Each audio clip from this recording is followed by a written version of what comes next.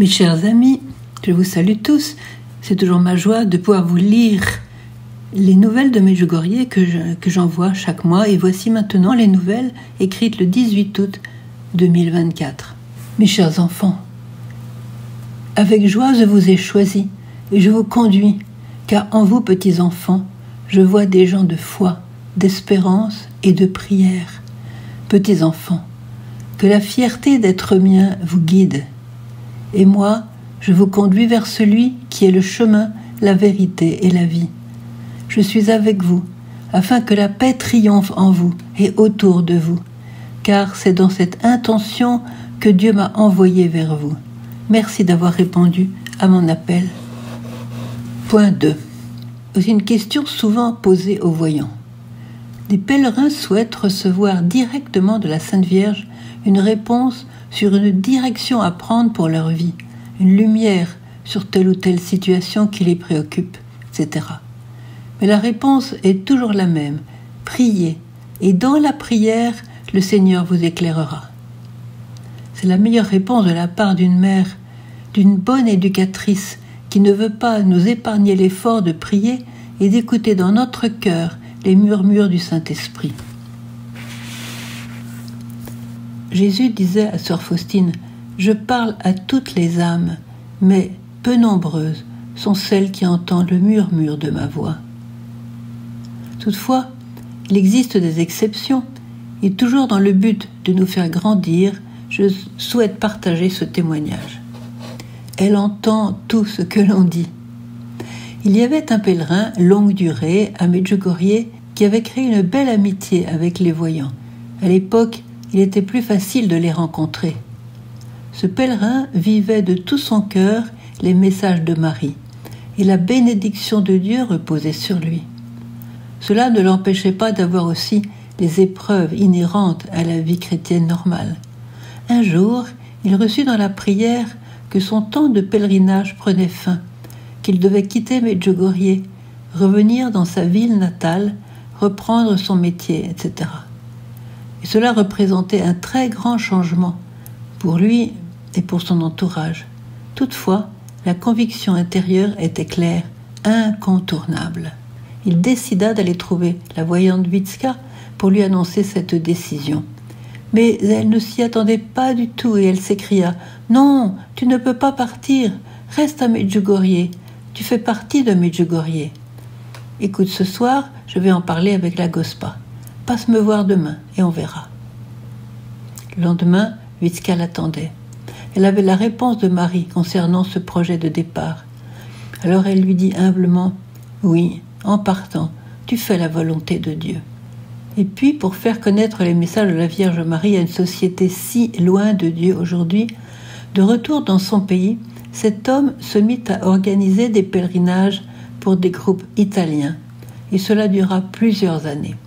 Cette activité lui prenait beaucoup de temps, il fallait penser à 1000 choses, si bien qu'un jour il eut un doute.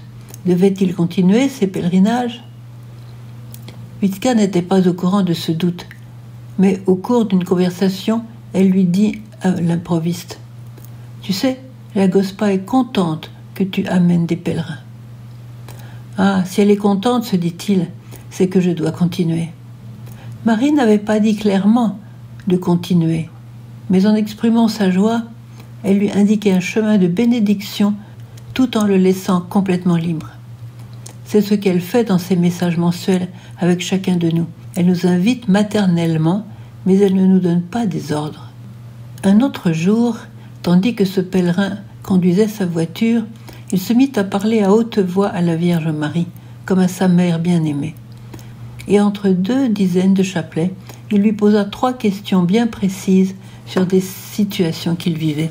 Quelques jours plus tard, alors qu'il s'entretenait avec Witska, celle-ci lui dit avec le plus grand naturel du monde « En ce qui concerne les 3 questions que tu as posées à la Gospa, voici les réponses. » Et elle lui donna avec exactitude les réponses aux 3 questions qu'il se posait, alors qu'elle ne savait rien de la prière qu'il avait faite dans la voiture.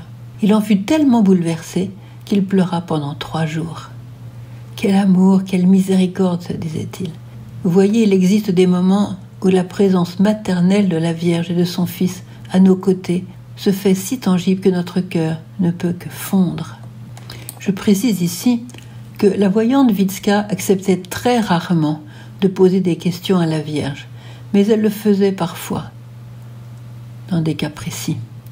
Il arrivait aussi que la Vierge lui demande de donner un message à une autre personne, mais très très très rarement. Vous voyez, ce témoignage de cet homme n'est qu'une petite émergence tangible, un simple petit signe d'une profonde réalité qui nous échappe trop souvent. Parce que c'est tous les jours, à chaque heure, à chaque instant, et pour chacun de nous, que Dieu est présent à nos côtés. Non seulement Marie entend tout ce que l'on dit, mais elle capte les moindres vibrations de notre cœur, même les plus intimes, et elle les ressent en son propre cœur. Il en va de même pour Jésus, plus intime à nous-mêmes que nous-mêmes. Comment pourrions-nous en douter si l'on imagine l'immense amour qu'il lui a fallu pour mourir sur une croix infâme afin de nous ouvrir les portes de la vie éternelle? Si seulement nous étions conscients de la dose d'amour que le ciel nous offre gratuitement à chaque instant.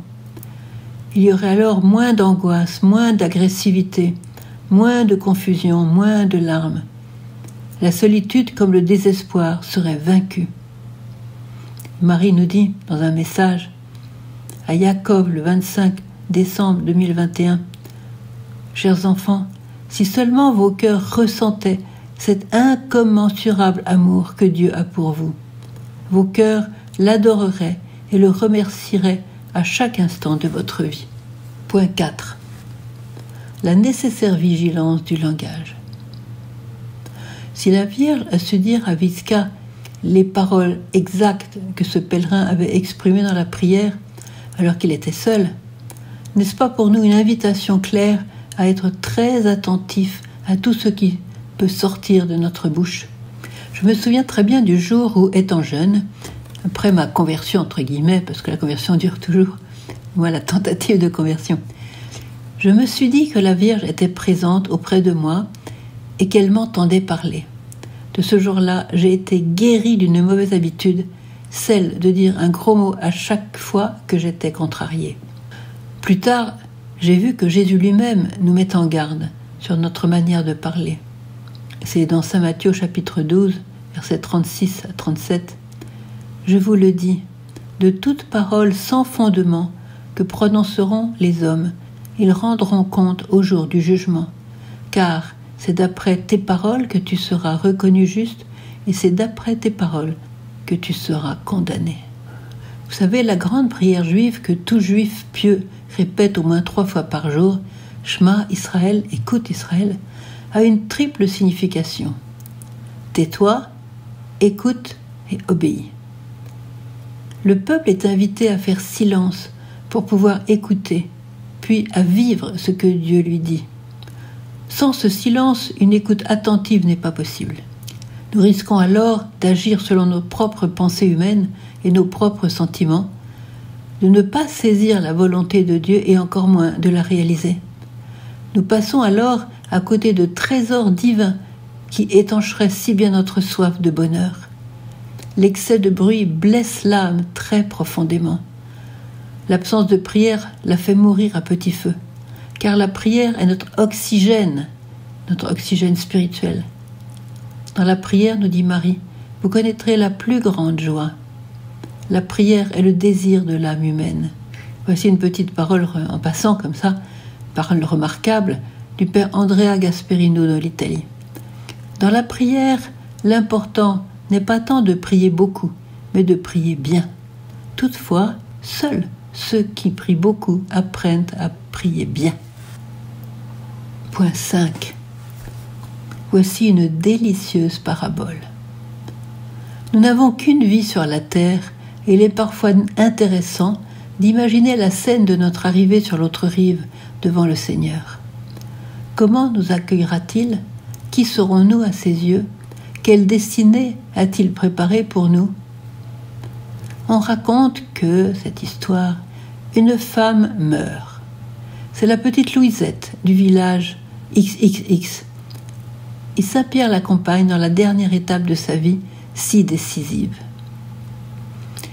Elle sait qu'au moment de se trouver en face de Dieu, elle verra toute sa vie défiler devant ses yeux comme dans un film. Elle sait aussi que sa destinée finale dépendra des choix qu'elle aura faits librement sur la terre.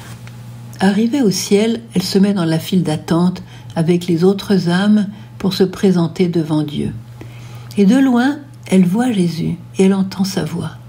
Il a les bras grands ouverts devant l'âme qui se tient devant lui et il loue avec bonheur les vertus de cette âme. « Entre dans le royaume de ton Seigneur, âme choisie, toi qui as été une pierre vivante dans mon Église, toi qui as évangélisé tant de mes enfants et qui as si bien travaillé pour ma gloire. Maintenant, je te donne le bonheur éternel que tu mérites. Entre dans mon royaume. » La personne suivante est elle aussi accueillie avec joie par Jésus. Il lève les yeux au ciel et l'embrasse avec effusion. Après avoir chanté ses louanges, il lui déclare « Viens, âme choisie de Dieu, entre dans le royaume de ton Seigneur, toi qui t'es tant dépensé pour me faire connaître, toi qui as fondé des écoles et qui as semé la foi dans le cœur de tant d'enfants, toi qui as fait de grandes choses et qui as accompagné tant de mes enfants à la maison du Père. Viens, entre dans le royaume préparé pour ta joie éternelle. » Les âmes se succèdent ainsi devant Jésus et la femme commence à se sentir mal. Une angoisse la saisit. « Mais moi, je n'ai rien fait de tout cela, se dit-elle. Je n'ai rien à lui présenter.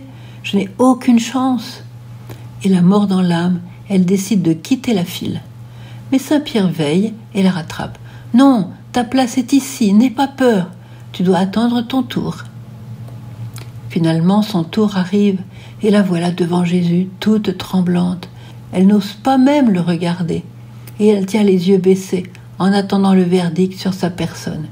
Elle est résignée. Elle n'a rien fait de spécial. Jésus ne pourra pas la louer pour rien de grand.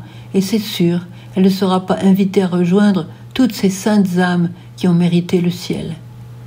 Mais voilà que tout à coup, elle sent les mains de Jésus sur son visage.